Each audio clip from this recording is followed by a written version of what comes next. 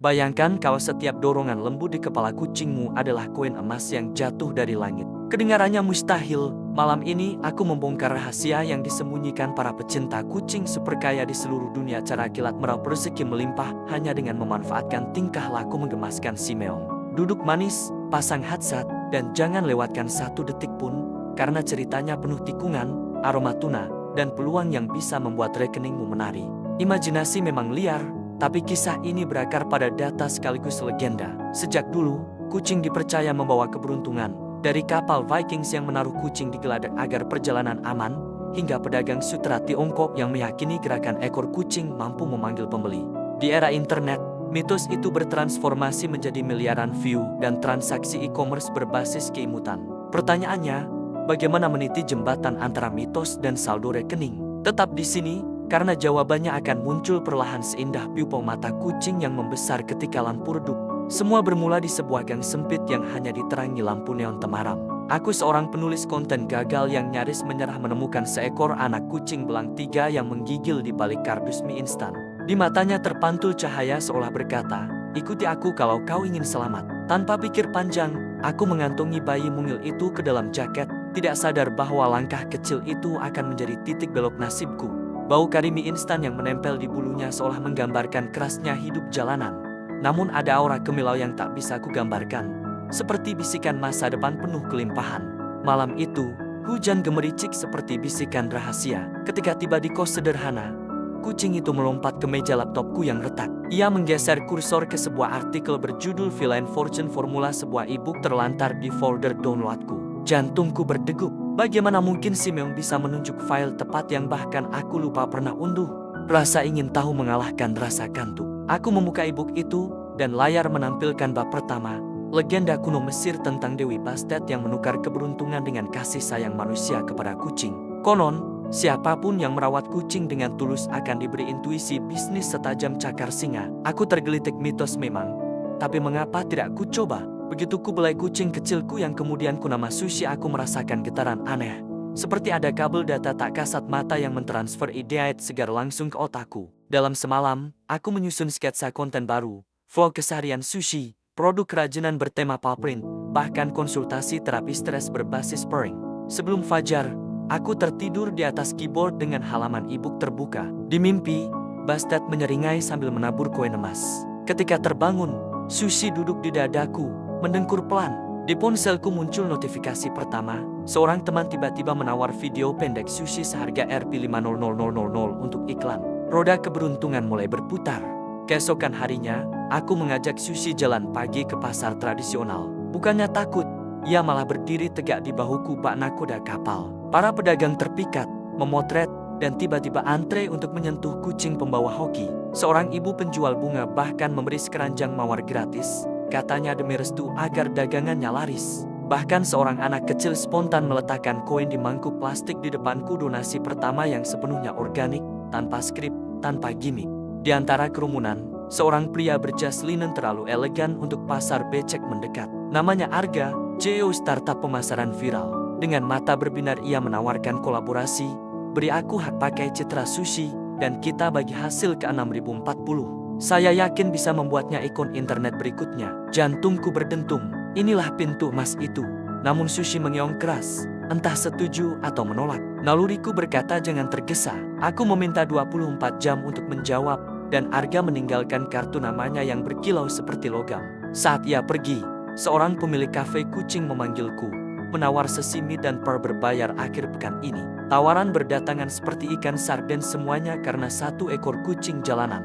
Di rumah, aku membaca ulang e-book misterius. Bab kedua menulis, uji manusia dengan godaan harta. Pilihlah jalur yang selaras hati, bukan sekadar terbanyak angka. Apakah Bastet mengingatkan agar aku tidak menjual jiwa Sushi demi uang cepat? Gelisah, aku menyalakan lilin dan memandangi Sushi yang tertidur meringkuk, tampak bahagia tanpa tahu dunia sedang menawar harga kebahagiaannya. Malam menebal, dan keputusan harus diambil. Aku membuka catatan kecil, menuliskan pro kontra. Setiap kali kutulis pilihan serakah, lilin berkedip hampir padam. Ketika kutulis utamakan kesejahteraan Sushi, api lilin stabil. Seolah Dewi kucing sendiri ikut rapat strategi. Subuh, aku mengirim pesan ke Arga, Deal, tapi dengan syarat syuting maksimal 2 jam per hari dan dana khusus untuk kesejahteraan kucing jalanan. Ia setuju bahkan kagum. Kolaborasi pertama dirilis seminggu kemudian, video slow motion Sushi menepuk layar ponsel, diiringi lagu pop catchy. Dalam 24 jam, tayangan menembus 2 juta. Komentar banjir, mulai dari resep catnip homemade hingga teori konspirasi bahwa Sushi adalah reinkarnasi bangsawan Mesir. Followersnya meroket, menyamai selebgram nasional. Platform-platform analitik menyebut anomali, retensi penonton mencapai 98, seolah dunia tak bisa berhenti menatap sepasang mata ember milik Sushi. Arga menepati janji, ia mengatur kontrak sponsor mainan interaktif, makanan premium, hingga band digital yang ingin maskot lucu. Setiap transaksi memercik rupiah ke rekeningku. Weekly Report menunjukkan angka yang dulu hanya bisa kupandangi di tabungan orang lain. Aku tertawa, rasanya surreal, tapi nyata. Namun popularitas adalah pedang bermata dua. DM penuh permintaan aneh, meminjam Sushi untuk lamaran, ritual keberuntungan, bahkan acara politik. Aku menolak banyak permintaan, menjaga esensi cerita kami tetap murni. Arga mengakui, keputusan selektif justru menaikkan value brand. Publik makin penasaran karena akses terbatas. Ada puncaknya, akun TikTok kami diduet oleh penyanyi pop ternama.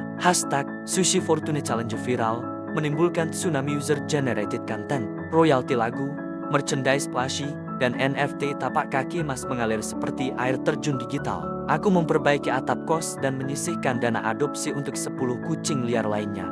Tapi di balik layar, insomnia mulai menggigit. Setiap notifikasi seperti cambuk, memaksaku terus mencipta. Aku teringat bab 3 ebook, ketika emas menumpuk, ingatlah bulu kucing jatuh di lantai. Bersihkan dengan rasa syukur. Aku menutup laptop, memeluk Sushi, dan berjanji, uang tak boleh menggerus hangatnya dengkuran tengah malam. Seperti ramalan lama, badai datang saat langit paling cerah. Suatu pagi, Sushi menolak makan dan hanya bersembunyi di bawah lemari. Veteriner mendiagnosis stres akut akibat lampu studio dan jadwal padat. Berita cepat menyebar, kucing viral sakit, apakah sang pemilik terlalu serakah? Tagar, Save Sushi trending, tapi kali ini tonenya menyalahkan. Media gosip digital memuat fotoku, membumbuinya dengan judul clickbait, malaikat atau monster di balik kucing viral. Sponsor mulai mempertimbangkan break clause. Arga panik, angka engagement menurun. Ia menyarankan membuat drama pemulihan untuk mengembalikan simpati. Hatiku tercekat mengekspos Sushi yang sakit demi konten. Aku menolak, tensi meledak di ruang meeting. Arga menarik napas. Baik, tapi ingat, algoritma tak menunggu. Aku memutuskan hiatus. Semua proyek dihentikan, fokus pada pemulihan Sushi, aromaterapi chamomile, musik klasik, lampu redup. Penggemar garis keras kecewa, tetapi pesan penuh doa juga datang. Di malam sunyi, aku terseduh. Aku hampir melupakan misi awal, memuliakan kucing, bukan mengekstrak nilai pasar. Abungan terkuras cepat, angka nol di dashboard mulai merayap. Aku menulis di jurnal, lebih baik miskin bersama kucing sehat daripada kaya di atas tubuh lelahnya. Saat itu, muncul email dari CEO Yayasan Hewan Global. Ia menawar kerjasama kampanye edukasi tanpa paksaan tenggat. Peluang kedua datang seperti sinar pagi. Aku mengajak Sushi menatap matahari terbit dari jendela. Ia mengiong lembut, suara yang kurindukan. Dalam genggaman secangkir kopi, aku paham. Kekayaan sejati bukan angka, melainkan napas hangat di pangkuan. Dan ketika hati damai, peluang finansial sejati akan mengikuti, bukan sebaliknya. Minggu keempat hiatus, aku membuka halaman lain e-book, bab 4 yang terkunci sebelumnya. Passwordnya ternyata nama asli Sushi, seakan buku itu menunggu saat tepat. Bab itu membeberkan model piramida empati, 3 tingkat kekayaan berbasis manfaat untuk kucing, manusia, dan bumi. Baris-baris kalimatnya berkilau, menari di layar, menuntunku lebih dalam pada labirin filosofi antara laba dan ulas asih. Tingkat pertama, content of care video edukatif gratis tentang grooming, vaksin, adopsi. Tingkat kedua, community kemas produk dengan 20 profit untuk shelter. Puncaknya, consulting campus kursus daring bagi brand yang ingin lucu sekaligus animal welfare minded. Aku tersenyum lebar. Ini bukan trik sulap, melainkan strategi berlapis kebaikan. Serial, Mong Sehat Lahir, tutorial memotong kuku tanpa drama. Viewers kembali, traffic stabil menanjak tanpa clickbait berlebihan. Sponsor pendidikan hewan pun melirik. Kami meluncurkan aksesori ramah lingkungan. Setiap kalung bel dilengkapi chip penjejak hilang, dan 20 profit disalurkan ke vaksinasi massal. Konsumen bangga, kami pun dapat pemasukan konsisten. Arga kini konsultan lepas memuji, Ini lebih sustainable daripada viral instan. Malam itu, aku merasa Bastet tersenyum. Ketika aku tutup e-book, halaman terakhir kosong kecuali satu kalimat. Kekayaan hanyalah efek samping dari cinta. Di sampingku, Sushi mengeong, matanya jernih kembali. Aku tahu kami menemukan kunci sesungguhnya. Transformasi bisnis dimulai. Kami membangun platform Purpreneur Academy, perpaduan webinar, marketplace, dan forum. Di sana, peminat diajari memonetisasi kucing tanpa mengeksploitasi, mulai fotografi, meditasi prank, hingga terapi lansia. Gelombang pertama membludak. Server sempat tumbang dan harus diskaleup dalam hitungan jam. Seorang peserta, Maya, memakai teknik perserpi di klinik psikologinya. Pasiennya berkurang kecemasan sampai 40. Ia menulis testimoni. Situs kami meledak trafiknya. Investor sosial menawarkan dana pengembangan. Nilai tambah lahir ketika manfaat menyebar luas. Platform itu menerapkan model freemium keberkahan, konten dasar gratis, fitur premium dibayar sesuka hati. Anehnya, pendapatan melebihi proyeksi. Orang rela membayar karena merasa dirangkul, bukan dipaksa. Uang hanyalah amplop syukur.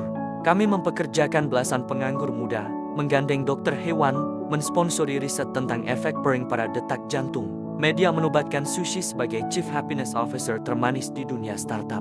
Dari kos sempit, kami pindah ke rumah berhalaman luas yang menampung 25 kucing adopsi.